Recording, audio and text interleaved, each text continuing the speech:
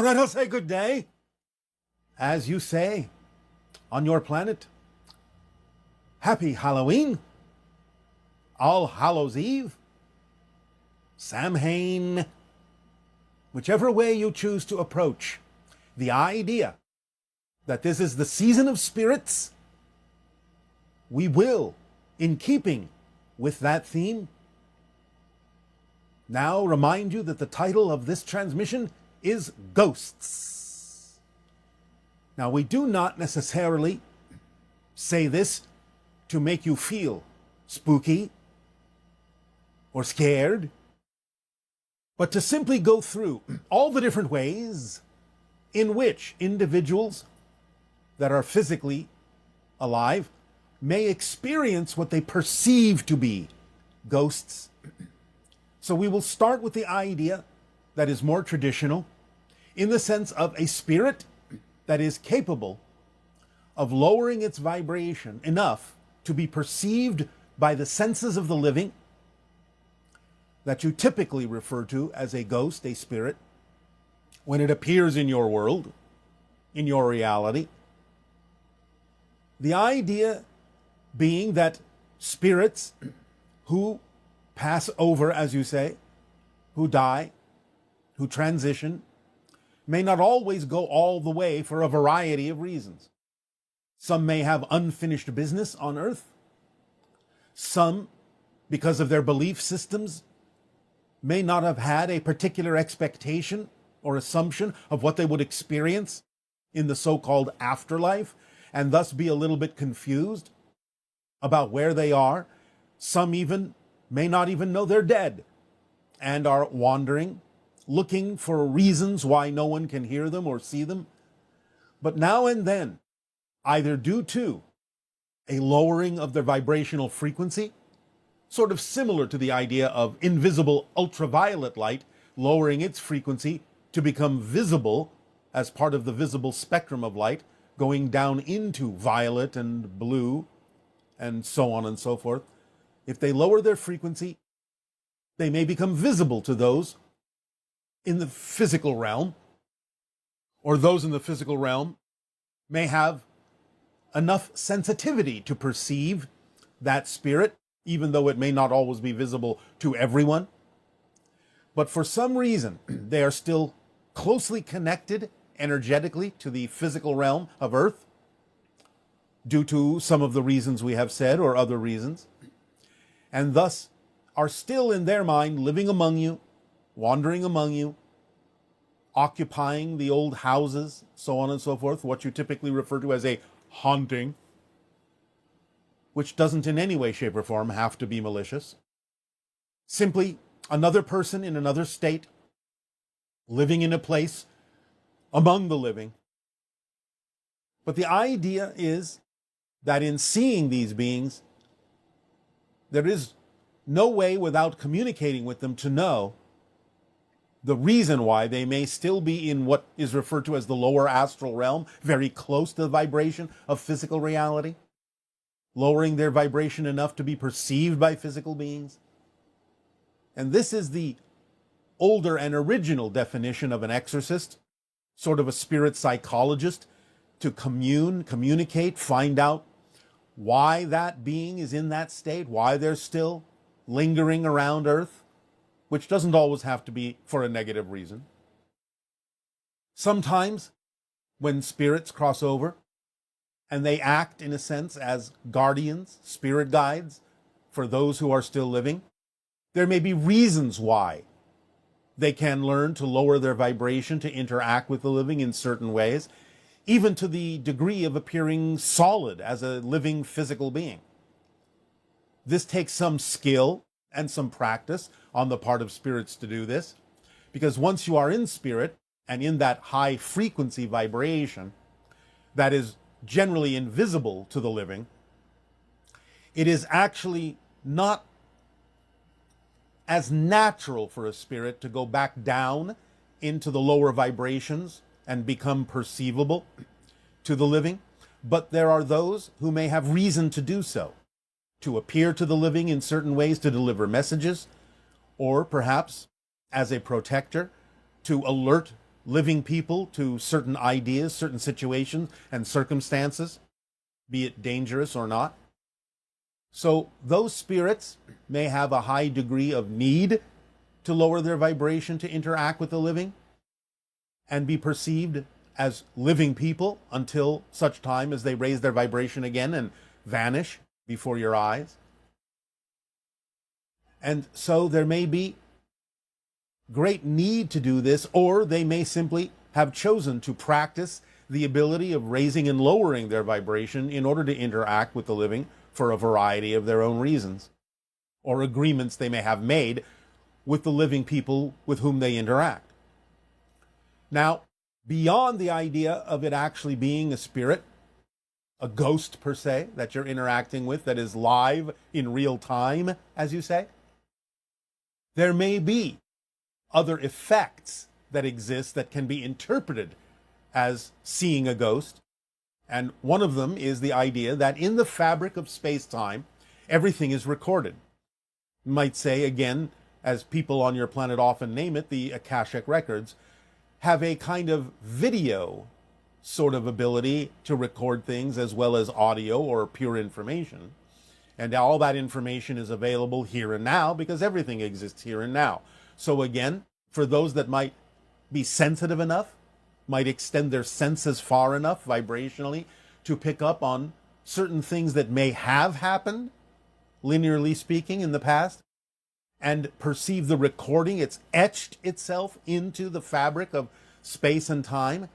They may be seeing a recording of sorts, an echo of sorts of things that have been, or even will be, in your linear framework, and perceive that as a living ghost, even though it is simply an echo, a recording, something etched into the fabric of space-time, and is no longer actually present. These kinds of perceptions will usually appear to be repeatable. In other words, a person may say, oh yes, this place is haunted, and at midnight, every 3 days, you see this woman walking down the hallway into this room, and so on and so forth. And if that keeps repeating, it might not be what would be termed a living presence. It might actually be a recording, repeating over and over again when the conditions are right to trigger it, or when the conditions are right in a person's senses to perceive it. So a lot of things that repeat themselves that way may actually not be a living presence. It might be, but it may not be, because it could simply be etched into the fabric of space-time and repeating on a loop. Another way that people might perceive the idea of a ghost that is not a ghost in the classic sense is the idea of peering into parallel realities. Sometimes the so-called barriers between one reality and another will overlap, will weaken, will align vibrationally in some way, shape, or form to allow a person from your reality to actually perceive, although perhaps faintly and dimly, people in other realities. And therefore, in suddenly seeing an apparition wandering through your reality, you might perceive it or think it to be a ghost of someone who has passed over, but in fact you are actually seeing a faint representation of a person in another reality who is just going about their business, but may seem to you to be a ghost. And they may be able to perceive you that way at that moment as well, and go back to their friends and family with tales of having seen this ghost. And they're just describing you, because again, the veils between the different realities may have weakened for some reason at that point, because these fluctuations do often happen.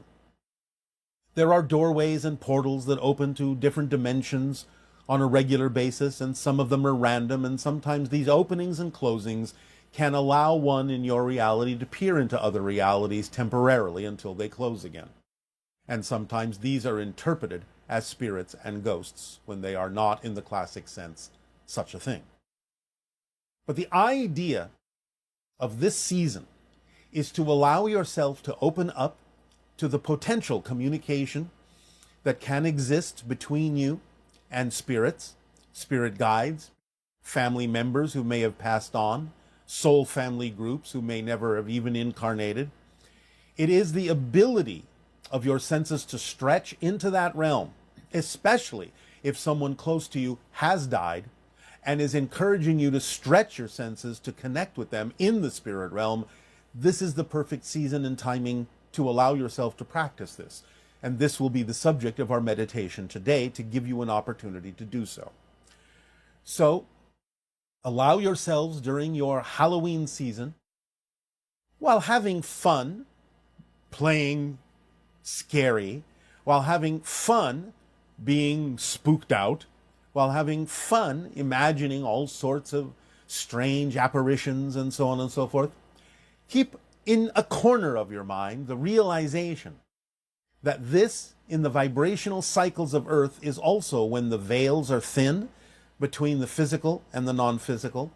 Because remember, the physical is just a projection of consciousness.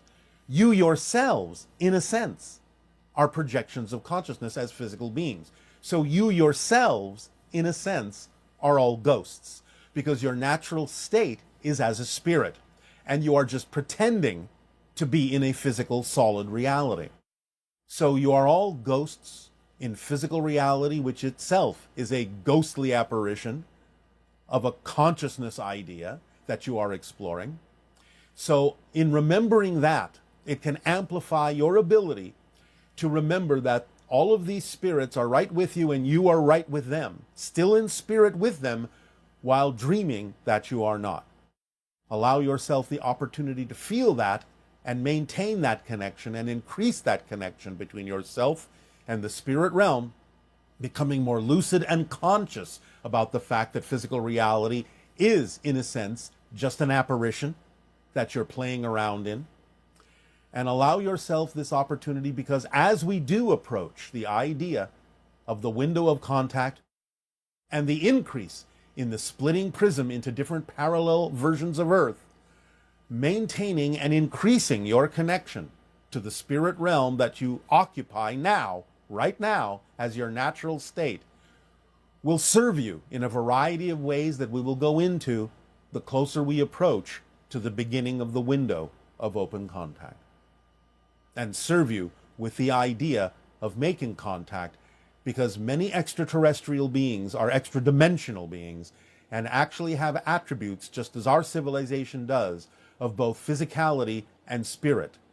And thus, the stronger you connect to the fact that you are a spirit, as you say, not so much a human having a spiritual experience, but a spirit having a human experience, you can identify with us more strongly every day and allow the idea of open contact to be a broader experience with many different kinds of beings who are not just physical extraterrestrials in the way that you think of us, but occupy many different dimensional planes just as you do, who are simply aware of the occupation of those planes just as you can become. And therefore blending and melding and merging the idea of physical and spirit in a way that allow you a great deal of freedom, a great deal of expression, and a great deal of being your true self and expanding what that really means in your world. So be the ghosts in this season that are physical, and have fun when we do our meditation to expand your senses and stretch your senses into the realm of spirit. And now, once again, in return for the gift you are giving to us in interacting with you in this way, I ask, if you have questions, if you have comments, please begin. Hello, Bashar. So my question is regarding deep beliefs, and in my case, I have this deep belief that any job will give me will restrain my will and will not let me be free on whatever I want to do. So when I have a job, what always happens is that I get annoyed by what I'm doing and I get frustrated, and I always feel like I don't belong. So I think this deep belief is connected to the way my professional life is been going. I'd like to have your opinion on that, and thank you so much for helping me. Many people on your planet don't think that what it is they're passionate about can actually be a living, a job. So we would suggest that you explore what it is that's different between what you're passionate about and the jobs that you take that you think you need because you have a belief that without those jobs you will not survive. Allow yourself to explore the possibility that what you're truly passionate about can actually support you, can actually be a career. You just have to allow your imagination more free rein and open up to that possibility, because many people on your planet do make a living by following their passion. For example, the channeling right before you. If the channel had not followed his passion, he would not be channeling us to you. And along with other things that are representative of his passion, it has always supported him in life in the way that he needs to be supported. Again, there are many definitions of abundance and support. Don't limit yourself to the idea of only one or two definitions. But the idea is that whatever it is you're passionate about must, by definition, contain the ability to support you as a career, as a job, or different versions of it will do so. So open up your imagination and inspiration and be willing to explore the high probability and the high possibility that what it is at any given moment that you truly are passionate about is actually something that can sustain you in life. Good day. Hi, Bashar. Good day. I have a childhood experience I'd like to share with you. All right. I thought I saw a ghost, and when I realized it was a ghost, it was at night, and I was in my home, and I went and laid down after that experience, and I was just terrified. It was the most fearful night of my life, and my eyes were shut. I didn't want to open them, and I heard in my ears moths. It sounded like flapping in my ears, and I sensed there might have been presences all around me, like beings, but I didn't know about ETs back then. Well, and you also didn't understand about spirits and how there are presences around all the time, and that many children are still capable of sensing them and seeing them because they haven't learned not to yet. Mm-hmm. Although because you were already infused with the idea that such experiences are to be treated with terror, that helps shut down those senses over time. Well, I was wondering if, so that was that spirits around me, or was it a type of abduction? More the idea of the perception of spirit. Okay. Although you have to understand, as we have recently said, because our civilization and other civilizations, being in a higher frequency, operate very closely to the spirit realm, there may be overlaps there where the idea of the perception of certain interdimensional beings is perceived as spirit or may be labeled as extraterrestrial, and thus sort of clouding the issue because it's a little bit foggy as to exactly what they are, since we operate on a similar level. So it can be both. It can be spirit, it can be extra-dimensional beings that you would call extraterrestrial. It's just that, again, as a child, you may perceive all of these beings in a variety of ways and not necessarily be clear on exactly what you're perceiving because they operate so similarly. Okay. Do you have any comment on the sounds that I heard in my ear? And they were sensations too, of like a moth or flapping in there. Yes, we're not really allowed to go into this too deeply, but there are beings that exist interdimensionally in between what you would call normal realities that are perceived from time to time, sometimes referred to as Mothmen and so on and so forth. We cannot talk about this right now too much, but such beings, interdimensional beings, do exist, and they have a particular purpose that we will discuss at a later time. Okay. Also, when I was a child, I was so attracted to horror films and being scared, and I would create situations where I would be afraid, and I would want to go on all the scariest roller coasters, and I watched those kind of movies probably at what most people would say too young of an age, the horror movies. Yes. Well, this may be part and parcel what also allowed you to interpret your perception in that way, in that particular domain. Now, again, many people will do this to feel excitement and to understand that it's a cathartic experience that at the end of it allows you to come out feeling stronger and all right because nothing really happened to you. You're using the idea to strengthen yourself against the fear, but sometimes, again, these things can also impart the idea of having a fear reaction to things that you don't understand. Okay. Now, are there more ghosts in those areas of like old Civil War battle sites and cemeteries? There can be. Yeah. But again, remember, some of these things are, again, etched into the fabric of space and time because of the high degree of emotional experience that was had by the people at that time, especially in life and death situations. It will imprint itself upon the fabric of space and time, and thus it's not always a live thing going on when you perceive what might appear to be a ghost in those so-called recreations of the past. Okay. Now, can some ghosts be kind of in disguise of another being? Or, it's not actually They like can, it is? but it's usually for the purpose of being some sort of a guide for the living, to allow the living to have something more familiar to relate to. Is that very common? Well, common is a relative term. I'm not saying it happens a lot, but yes, as a technique, it's not uncommon. Okay. And who are usually, the beings are usually guides then that kind of show up in the form of another more familiar For the being? most part. For the most part.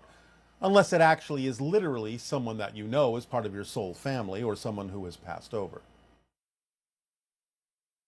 Well, they're busy doing their own things a lot, right? So they don't. That doesn't mean that they don't respond to you when you need a connection. Because again, remember, space and time for them are not the same as it is for you as an experience. If you truly call to them, they'll be there for you.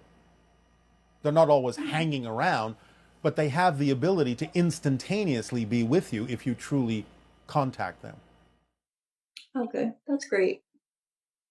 Could other people contact my spirit and then I would be in contact with them? It can happen that way. Yeah, without Yes. me even consciously knowing it. Yes.